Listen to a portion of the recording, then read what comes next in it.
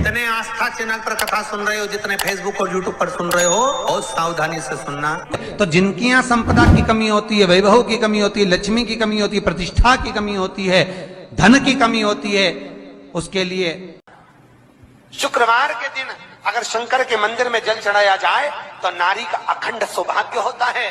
मान लो, देखिए सबसे पहला जो उपाय होगा, अगर आपके जीवन में बहुत ज़्यादा अंधकार है, आपका व्यापार ढंग से नहीं चल रहा है, आपके घर में धन का आवक नहीं हो पा रहा है, देखिए आपके घर में धन आ नहीं रहा है, आपके यहाँ पर धन की आवक जो है वो रुक चुकी है और आप चाहते हैं कि आपके घर में धन निरंतर रूप से आते रहे, तो आपको पहला उपाय करना है।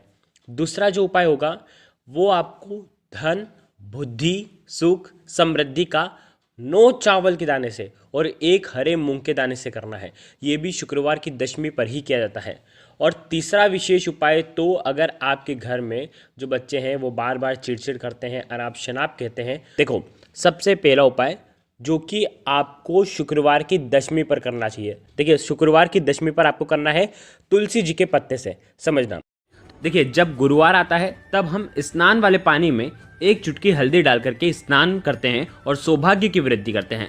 लेकिन जब शुक्रवार आता है तो शुक्र ग्रह को मजबूत करने के लिए, शुक्र ग्रह जो हैं वो सुख, शांति और ऐश्वर्य प्रदायक देव हैं। देखिए कई लोग होते हैं जो जीवन में धन की प्राप्ति नहीं कर पाते हैं, धन के मार्ग नहीं खोल पाते हैं, धन के स्तोत्र नहीं खोल पाते हैं। तो ये जो उपाय है धन के स्तोत्र खोलेगा और आपके भाग्य में धन का आगमन होगा और आपका जीवन सुख, संपदा और ऐश्वर्य के साथ बीतेगा। आपको करना है 3 तुलसी जी के पत्ते लेकर के आना है। देखिए तुलसी जी के जो पत्ते हैं वो घिरे हुए पत्ते भी आप उपयोग में ले सकते हैं, नहीं तो आप तुलसी जी के वहां से तोड़ भी सकते हैं। घिरे हुए पत्तों का उपयोग आप कर सकते हैं। एक तांबे के पात्र लेंगे। देखिए तांबे के पात्र के अंदर आपको जल भरना है। तांबे के पात्र के अंदर जो जल रहता है वो सकारात्मक ऊर्जा का संचार करता है और उस जल के अंदर आपको मात्र ये जो तीन तुलसी जी के पत्ते आपको डाल देना है, ठीक है। अब इस जल के पात्र के सामने आपको ओम नमो भगवते वासुदेवाय का जाप करना है और उसके बाद इस जल के पात्र के अंदर जो तुलसी दल हैं वो आपको वापस से निकाल देना है। आप तुलसी दल जो है वो तुलसी जी के पौधे के वहाँ पर वापस से रख सकते हैं। और उसके बाद ये जो पवित्र जल है, अब ये जो पवित्र जल है आप आपके घर में जो भी व्यक्ति जो स्नान करने जा रहा है उस थोड़ा सा जल आपको स्नान वाले पानी में आपको मिला देना है और उसी जल से शुक्रवार के दिन उसको स्नान करना है। देखिए घर में जितने भी लोग हैं थोड़ा थोड़ा सा जल उनके स्नान वाले पानी में आपको डाल देना है। इससे अगर वो स्नान करते हैं तो इससे उनके जीवन में सौभाग्य की वृद्धि होती है और धन के आगमन होते हैं।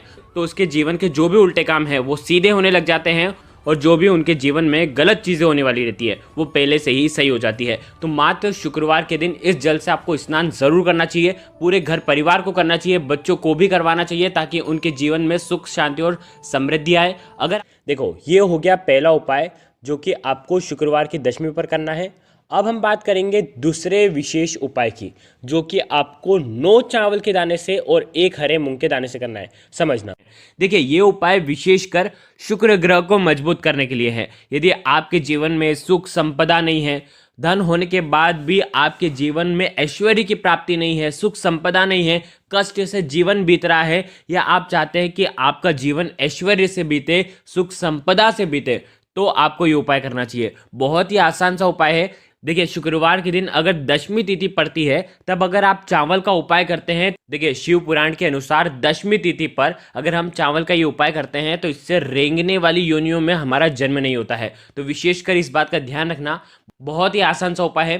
देखिए दशमी तिथि है, आपको 9 चावल के दाने लेना है और 10वें में आपको लेना है हरा मूंग का दाना। आ गई आपको बात समझ में। और साथ में आपको स्टील के पात्र के अंदर थोड़ा सा जल भरना है, 2 चम्मच कच्चा दूध मिला देना है और ये पात्र और ये सारी सामग्री लेकर के आपको भगवान शिव के मंदिर में जाना है। देखिए आपको करना क्या है, ये जो कच्चा दूध वाला जो पात्र है शुक्रवार के दिन अगर हम भगवान शिव के ऊपर चढ़ाते हैं तो इससे शुक्र ग्रह मजबूत होता है और शुक्र ग्रह मजबूत होता है तो इससे आपका शुक्र ग्रह मजबूत होता है। देखिए कई लोगों के कुंडली में शुक्र ग्रह अस्त का होता है, मृत का होता है, तो ऐसे लोगों को विशेषकर ये उपाय करना चाहिए ताकि उनका जो शुक्र ग्रह से जो भी समस्या उनके जीवन में आ रही है उनको कभी भी धन, वैभव, ऐश्वर्य की प्राप्ति नहीं होती। तो अगर आप ये उपाय करते हैं तो उससे आपके जीवन में शुक्र ग्रह मजबूत होता है तो आपको ये संपदा, सुख सब मिलता है। तो विशेषकर आपको दूध जो है भगवान शिव के ऊपर अर्पित करना है और उसके बाद 9 चावल के दाने आपको हाथ में लेना है और आपको बोलना है इदम अक्षतम ओम नमः शिवाय।